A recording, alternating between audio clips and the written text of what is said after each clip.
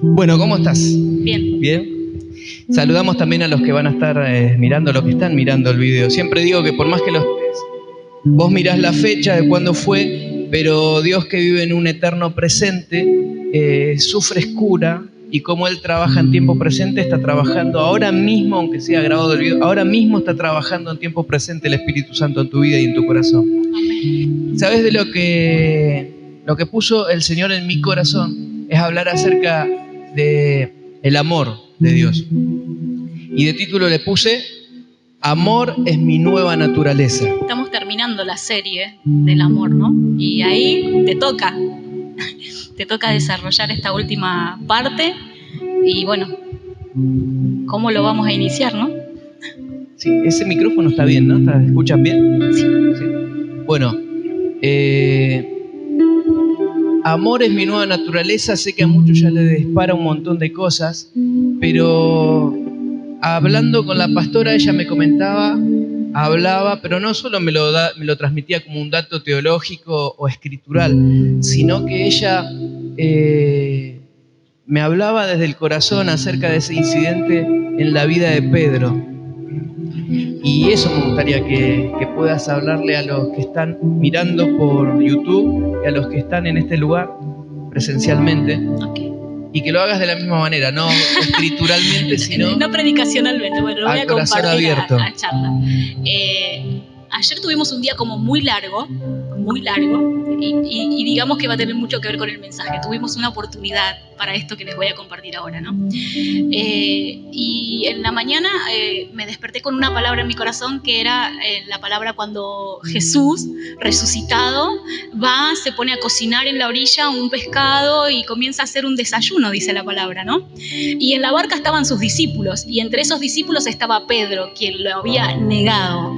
Y no solamente lo había negado, porque yo meditaba en estas cosas y decía, no es que solo lo negó, es que lo negó y también abandonó su llamado, porque él dijo, me voy a pescar de nuevo, vuelvo a vida, vuelvo a hacer lo que yo sabía. O sea, todo lo que Jesús le había brindado, una relación de amistad, de comunión, caminó con él, pero además le dijo, yo te llamo a que seas parte del equipo, te llamo a hacer algo diferente, ¿no?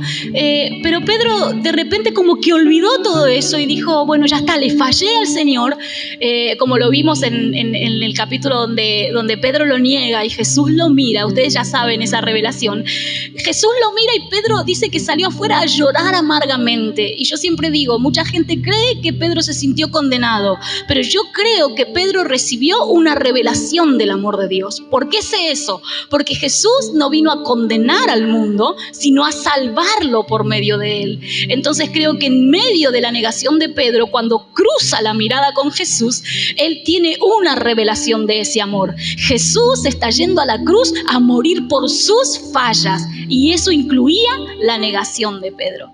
Pero bueno, como para tener una base de lo que Pedro está viviendo, a pesar de esa revelación, a pesar de ese impacto de ser amado cuando el gallo está cantando, Pedro vuelve a su vieja vida, vuelve a pescar, deja todo y simplemente vuelve a ser como antes. Y esta mañana el Espíritu Santo me ministraba justamente acerca del amor. El amor busca una oportunidad. Imagino que a pesar de eso, Pedro seguía sintiéndose quizás culpable, seguía sintiendo que no era suficiente, seguía sintiendo que le había fallado a su maestro.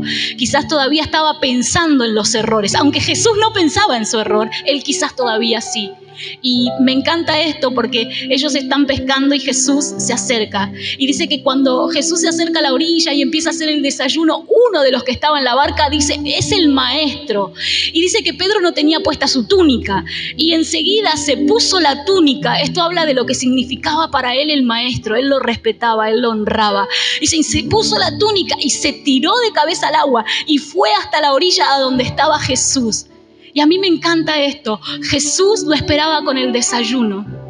Y en esa parte, cuando ustedes van bajando, me encanta porque Jesús empieza a tener un diálogo con Pedro y le pregunta si lo ama y le da la seguridad de que él lo ama. Pero la parte más importante de todo esto es que yo veía la acción del amor en persona.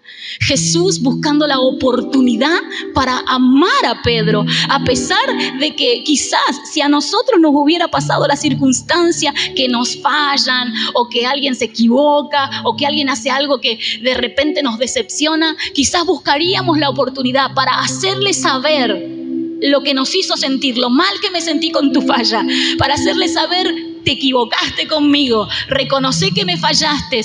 Pero Jesús, que es el amor, buscó la oportunidad para amar a Pedro. Él resucitó y no fue con recriminación, con condenación, no fue con una lista de cosas, él fue con un desayuno.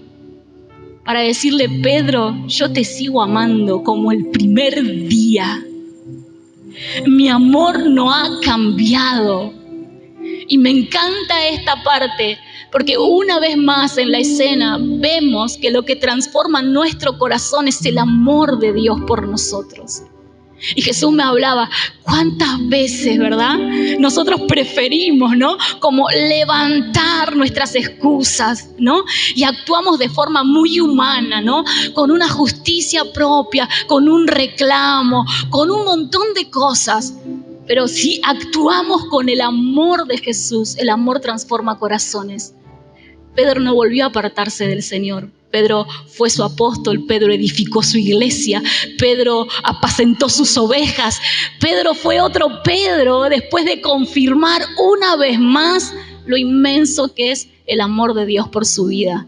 Y esta es una invitación a eso, a que les contaba del día largo de ayer. Ayer me equivoqué terriblemente, metí la pata con una dirección, eso nos costó mucho de nuestro día. Y creo que por eso el Señor me hablaba, porque vi en todo la oportunidad, primero de amar, pero también de ser amada. Me sentí muy amada por Priscila, por Carol, que toleraron un montón de horas de viaje y un montón de cosas por un error mío. Pero podrían haber buscado la oportunidad para condenarme o para decir: pastora, te equivocaste, ¿no? Sin embargo, simplemente ellas me amaron, me dijeron: está bien, no pasa nada. También él, que tuvo que hacer el viaje, ¿no? Podría haberme dicho: no puede ser, ¿cómo te equivocaste? Mira, esto nos costó tiempo, nos costó dinero, nos costó un montón de cosas.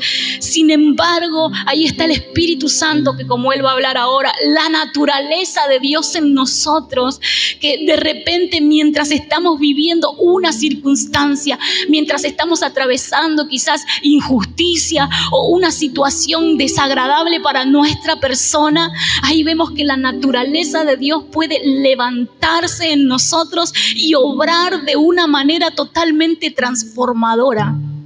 Podemos amar en medio de las fallas de otra persona.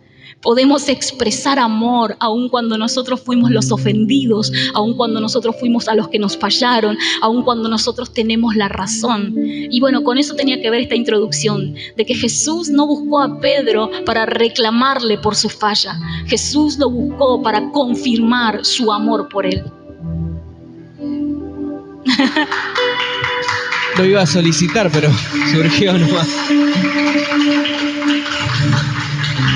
Aplaudimos a Dios por su naturaleza de amor. Él es amor. De todo lo que está conformado, Dios, digamos, todo lo que Él es en sustancia espiritual, Él es amor. Esa es su naturaleza. Él es una persona que es con la sustancia del amor. Hay algunas cosas que son misterios, ¿no? Para nuestra mente natural es muy difícil comprender algunas cosas, algunas cuestiones espirituales, pero nos son reveladas por el Espíritu Santo las que es necesario que nos sean reveladas. Y estamos hablando bajo el título Amor es mi nueva naturaleza, y es extraordinario saber, por eso el aplauso, porque celebramos el corazón que tiene nuestro Dios, su naturaleza espiritual, que es amor, 100% amor. Pero no un amor que está ahí estático, sino que Él es muy dinámico y es muy proactivo, muy productivo en el amor. Y Dios siempre está buscando oportunidades para expresar su amor. Y así fue con Pedro. A mí me impacta que tiempo previo a la restauración de Pedro, dice que Jesús ya resucitado, cuando el momento que van al sepulcro y dicen que había una persona ahí, que no sabemos bien si era un ángel, que era, bueno, o si era una cristofanía, no lo sabemos bien en detalle, pero la cuestión que le dijo estas palabras, dice que le habló y le dijo, pero id, decid a sus discípulos, y ahí se podría haber quedado, pero id, decid a sus discípulos que él va delante de vosotros a Galilea, y allí le veréis como les dijo. ¿Sí? Huyendo del sepulcro porque les había tomado temblor y espanto, ni decían nada a nadie porque tenían miedo. Bueno, pero dice de que, acá dice, cuando pasó el día de reposo, María Magdalena, María la madre de Jacobo y Salomé, dice, compraron especias aromáticas para ir a ungirle. Bueno, ahí un grupito de personas fueron y se encontraron con esto, de que había una persona en el sepulcro y el sepulcro estaba vacío. Mas él les dijo, no os asustéis, buscáis a Jesús Nazareno, el que fue crucificado. Ha resucitado, no está aquí. Mirad el lugar en donde le pusieron. Pero id, decid a sus discípulos, y ahí se podría haber quedado, pero dijo, pero id, decid a sus discípulos y a Pedro. Discriminó su nombre. Él podría haber dicho, id y decid, ¿no? Denle en el anuncio a los discípulos. Dice que en Galilea el Cristo resucitado los va a encontrar y lo van a ver como Él prometió.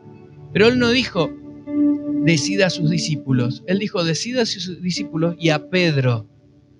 Tenía un especial sentido de propósito y de amor con Pedro. Es como que sabía que era el que más estaba sufriendo. Y el corazón de Dios se derrite y el corazón de Dios no puede...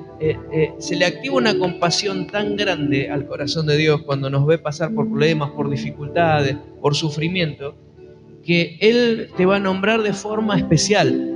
Él mira así a su cuerpo, mira a su familia y ama a su familia colectivamente, pero Él sabe nuestro rostro, sabe nuestro nombre, nuestro apellido y sabe nuestro dolor. Algo que me viene con lo que estás compartiendo, a mí siempre el Señor me habla en forma de frase y mientras lo escucho el Señor me está hablando. Y una de las cosas que me está ministrando el Señor es que cuando menos humanamente lo merecemos, es cuando más divinamente se expresa el amor de Dios por nosotros. Es decir, a los ojos humanos es cuando menos lo merecemos, porque la mirada humana mira las fallas o mira los errores. Sin embargo, en nuestra debilidad es donde más recibimos la expresión gloriosa del amor de Dios. Y eso quiero que hoy quede, ¿no? O sea, Jesús resucita y a los ojos humanos el que menos merece su presencia es Pedro, ¿no? Porque Pedro estaba ahí insultando, diciendo que no lo conocía, negándolo, y Jesús yendo a derramar su sangre por él. Sin embargo, Jesús lo envía a llamarle y dice, díganle a los discípulos que el maestro resucitó, pero especialmente díganle a Pedro. O sea, ese amor que te saca del dolor, ese amor que te saca de tu aflicción, ese amor que te trae una noticia que vos necesitas oír en tu corazón, ese amor que en tu debilidad viene y te fortalece. Y eso es lo que yo creo que fue ese envío, ¿no? Y a Pedro, díganle específicamente. Creo que cuando Pedro recibe la noticia de la resurrección, su corazón habrá sido totalmente fortalecido y animado por esta palabra. Y quiero compartirles esto porque quizás a muchas personas les pueda servir que ustedes le ministren esto acerca del amor de Dios. En su debilidad, en su fracaso, en su peor momento, ahí está Dios amándolos a pesar de. Ahí está Dios intensificando, como decís vos a veces, intensificando su amor, su expresión por ellos, para que ellos sean confirmados una y otra vez en que el amor de Dios no cambia. Este incidente está en Marcos 16:7 y es muy comprensible lo que le pasaba a Pedro y creo que muchos nos podemos identificar con él en ese momento de la vida de Pedro. No nos olvidemos que él era un varón judío y él venía de la experiencia de que esto de tener un vínculo de amor con Dios, y Cristo, él sabía por revelación que Cristo era Dios, era desde la regla, era desde el amarás al Señor tu Dios con todo tu corazón, con toda tu mente, con todas tus fuerzas. Entonces, él venía sabiendo de que amar era con fuerzas humanas, era un amor humano que debíamos volcar sobre Dios y sobre el prójimo también. Eso en el marco del pacto de la ley de Moisés. Entonces, él sabía que romper con una regla de la ley o con un mandamiento de la ley acarreaba condenación y activaba ciertas maldiciones, cerraba el cielo. Entonces Pedro se autocondenó, dijo, bueno, en realidad no se autocondenó. Hasta que Jesús no hizo su obra, él sabía que se le había activado juicio sobre su vida.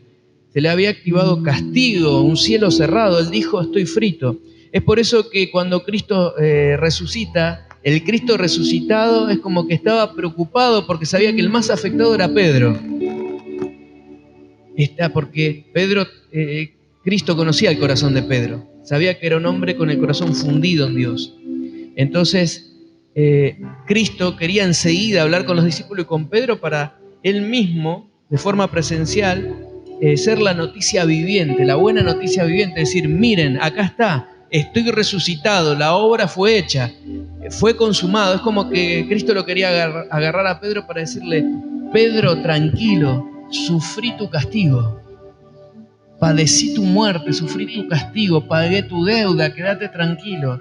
Ahora no me tenés que amar por regla y en temor. Ahora simplemente podés disfrutar de mi amor incondicional. Ese amor que aunque no lo merecías humanamente, como la obra está hecha, ahora tenés todo mi amor para tu vida. Y vas a ver que vos vas a poder responder sin esfuerzo. Naturalmente vas a responder a este amor. Y vas a apacentar mis ovejas. Vas a ser importante en mi iglesia. Entonces, y esa es la buena noticia para todos nosotros también. Entonces, y fíjense que, por ejemplo, podemos ver una gran diferencia entre cómo se amaba en el Antiguo Testamento y cómo amamos nosotros los renacidos en el Nuevo Testamento. Hay una enorme diferencia. Y en Mateo 22:36 dice que preguntó un hombre, Maestro, ¿cuál es el gran mandamiento en la ley? ¿Cuál es el gran mandamiento en la ley? Jesús respondió,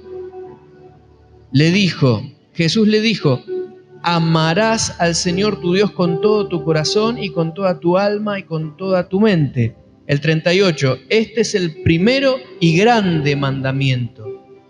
El 39 dice, y el segundo es semejante, amarás a tu prójimo como a ti mismo. De estos dos mandamientos depende toda la ley y los profetas. ¿Te das cuenta? El hombre preguntó, ¿cuál es el gran mandamiento en la ley? Está hablando de la ley de Moisés. La obra de Jesús no estaba realizada. Él no había sufrido, no había pagado el castigo. No habían sido transferidos los pecados de la humanidad sobre él. No había sufrido el castigo de la humanidad, ni había muerto la muerte de la humanidad. No había resucitado. Entonces Jesús responde, de la ley el primer mandamiento y el más grande es amarás al Señor tu Dios. Fíjense que dice amarás. Esto significa amarás con tu amor humano, con tus propias fuerzas de ser humano. Yo tengo un acuerdo, un trato, un pacto, acuerdo con ustedes. Esto le habla al pueblo de Israel, el pueblo de Dios. Son mi pueblo, pero son un pueblo que no es nacido de nuevo. Porque para ser nacido nuevo hace falta un Salvador. No puede haber un corazón nuevo, un espíritu nuevo sin un Salvador que te haga nacer de nuevo. Entonces, el Señor le dice, de la ley es amarás al Señor tu Dios con tu corazón, con tu mente. Dice, con tu alma y ¿no? Entonces son tus fuerzas humanas. Esto era, la ley le exigía al pueblo de Dios, que era el pueblo de Dios, pero que era un pueblo que no era nacido de nuevo, le exigía amar a Dios y al prójimo por regla. Y había gran castigo, se activaba cierto nivel de maldición al quebrantar la ley de Dios, y el cielo se cerraba, y el judío sabía que entraba en grandes problemas cuando no amaba, no cumplía con la ley, con la regla. Entonces, y después Jesús acá aclara, dice, de estos 2 mandamientos depende toda la ley y los profetas. Esto nos muestra que esta era la forma y la exigencia de Dios para el pueblo de Él. Y esta era la forma que tenían los judíos de amar en ese pacto. Pero después de la cruz, después de que el Cristo resucitado se apareció, después de que el Espíritu Santo vino sobre la nueva familia de Dios, el nuevo pueblo de Dios. Hoy el pueblo de Dios es la iglesia de Dios, es el cuerpo de Cristo, donde hay judíos, donde hay gentiles, donde hay gente de todas las naciones del mundo. Entonces, esto es Mateo 22, 36. Aquel hombre no era renacido, así que la única forma de amar que le era posible era a través del mandamiento impuesto y con el motivante del temor a las consecuencias. Ahora fíjense que después tenemos otra palabra que les voy a leer, que dice que el amor de Dios ha sido derramado en nuestros corazones. ¿Cuánto conocen esa palabra? ¿Sí? Y la esperanza, dice, y la esperanza no acarrea vergüenza, porque el amor de Dios ha sido derramado en nuestros corazones por el Espíritu Santo que nos fue dado. ¿Sí? Y fíjense que acá cuando dice, y la esperanza no acarrea vergüenza, significa que el amor no defrauda, que no decepciona, que no fracasa, no puede fallar. La esperanza, cuando vos estás en fe en el Hijo de Dios, fe en lo que Él es y en lo que Él nos hizo llegar a ser, cuando vos tenés fe de que sos una nueva criatura, de que por la fe en Jesús vos naciste de nuevo, sos un nuevo ser espiritual, que tenés una nueva naturaleza, esa fe no te va a defraudar. Esa fe no te va a avergonzar. Es decir, vos te avergonzás cuando fracasaste. Dice, y hay una garantía, dice, y la fe no acarrea vergüenza, porque el amor de Dios ha sido derramado en nuestros corazones. Entonces, ¿cuál es la garantía de que no vamos a fracasar con la fe? De que el amor de Dios fue derramado en nuestros corazones por el Espíritu Santo que nos fue dado. Es decir, Dios no nos dio 3 kilos de amor, 5 kilos de amor, 10 litros de amor. No es así. Dios nos dio una persona, nos dio a Dios mismo, nos dio al Espíritu Santo que es Dios. Dios se impartió en nosotros y como Él es en toda su sustancia amor, Él se derramó en nuestros corazones. Y es lo mismo que decir que el amor de Dios se derramó en nuestros corazones. Así es. Entonces, ahora en el nuevo pacto, nosotros no amamos por regla, amamos por naturaleza. Si Dios dijo, yo soy amor, ¿vieron que dice? Y Dios es amor. Dios es amor. Entonces nosotros, como tenemos ahora la naturaleza divina, la naturaleza de Dios en nuestro ser espiritual, podemos decir tranquilamente, yo soy amor. No estoy diciendo que soy Dios, no. Estoy diciendo, yo soy en mi naturaleza, lo que soy como nuevo hombre, está hecho de la sustancia del amor de Dios. Soy amor. Entonces, en el nuevo pacto, ya no ando buscando cumplir una regla, sino que simplemente mi vivir, mi andar en fe, mi andar es en mi naturaleza, que es andar amando. Caminamos expresando, ¿no? Caminamos expresando. Y algo bueno, esa es la buena noticia quizás, que en el nuevo pacto no se tratan de las fuerzas, ¿no? No se tratan de que yo intento. Ya sé, todos sabemos aquí, quizás los que están escuchando del otro lado dicen, sí, yo ya sé el nuevo pacto. Pero lleva un tiempo muchas veces asimilar tal grande buena noticia. Y lleva tiempo llevarlo a la práctica, en el sentido de poder naturalmente caminar en estas verdades, porque muchas veces, ¿a cuánto le pasa? O si no me dejan sola en esto, ¿no? ¿A cuánto les pasa que aunque sabemos de esto, decimos, tengo la naturaleza de Dios, pero cuántas veces te has querido imponer cosas, ¿no? Como, tengo que, ¿no? Como que en 2 minutos te volvés a la ley y querés hacer en tus fuerzas lo que Dios te proveyó a través del Espíritu Santo. Y esto es espectacular porque cuando empezamos a entender nuestra naturaleza, y yo creo que uno de los puntos más fuertes para fluir en la naturaleza es primero aceptar esta naturaleza, aceptar la transformación que hubo en mi ser. Aceptar que Dios me dio de su espíritu para que yo pueda vivir como Cristo, para que pueda expresar a Cristo. Porque muchas veces, aunque lo sabemos, es como que queda como algo ahí en la mente, ¿no? Y la palabra lo que quiere es que nosotros la aceptemos, la recibamos, digamos, wow, Señor, me diste tu naturaleza. ¿Y qué significa esto? Me diste la capacidad de tu espíritu. Wow, Señor, esta persona es re difícil y en mi mente la quiero estrangular. No la soporto, me irrita su persona, me habla mal. Mi mente dice, ay, yo no puedo con esto. Pero mi naturaleza, la capacidad del Espíritu Santo en mí me dice, vos podés, vos fuiste creado en Cristo Jesús para estas cosas, para que en estas circunstancias vos puedas expresarme a mí. Entonces, qué importante cuando podemos oír al Espíritu Santo y callar los pensamientos contrarios. ¿Para qué? Para que finalmente nosotros tengamos la expresión del Hijo de Dios, tengamos no solo su naturaleza, sino la manifestación de esta naturaleza para con las personas y para con Dios mismo también en el amor y la adoración, ¿no? No sé si...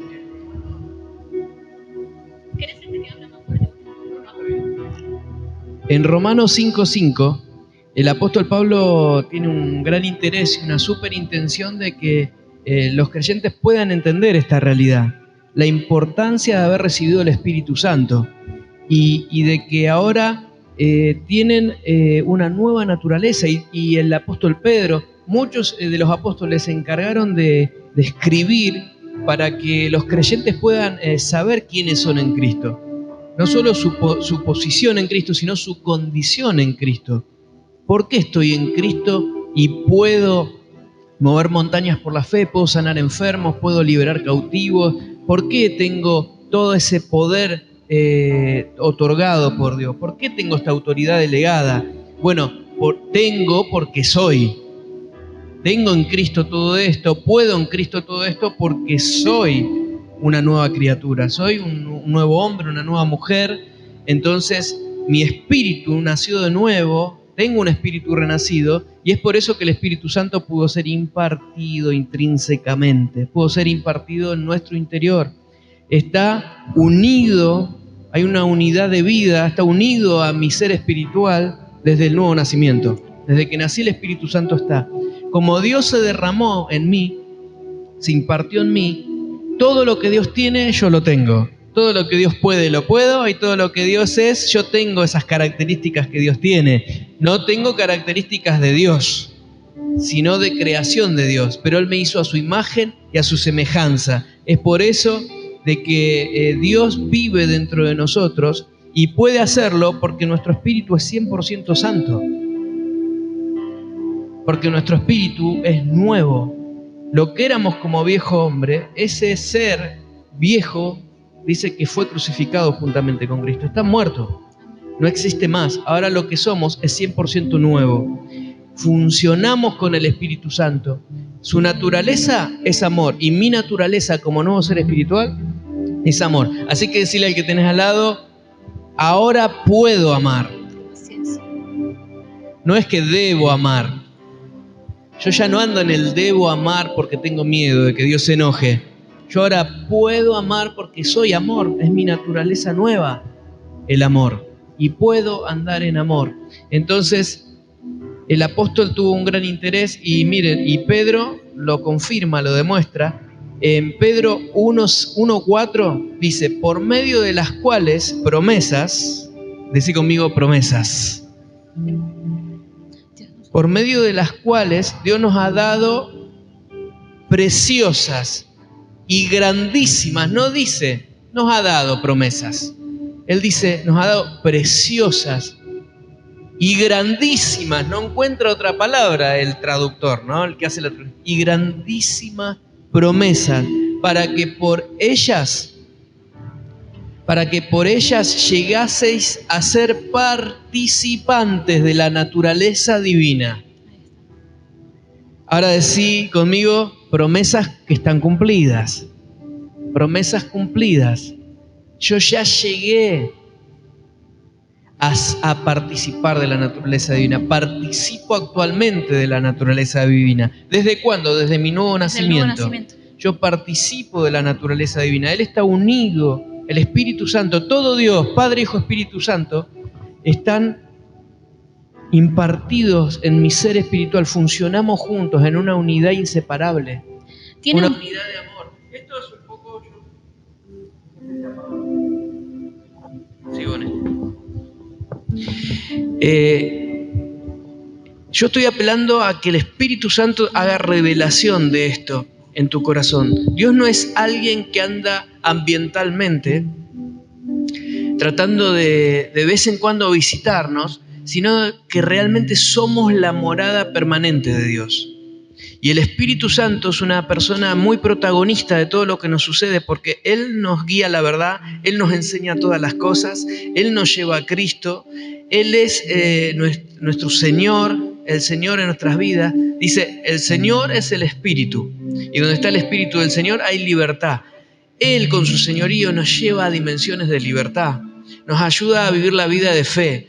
Él nos da el entendimiento de las realidades espirituales, de las verdades de Dios, de la palabra de Dios. Él nos da revelación y Él activa nuestra fe en todas estas cosas. Entonces, Él es el gran manifestador de todo lo que está en el corazón del Padre y del Hijo. Entonces, eso es una realidad que estamos viviendo. Él, que tiene una naturaleza divina, y yo, que tengo su naturaleza divina, participo, estamos en unidad viviendo la vida cristiana. ¿Y cómo anda el Hijo que anda con el Espíritu Santo? En fe y en amor.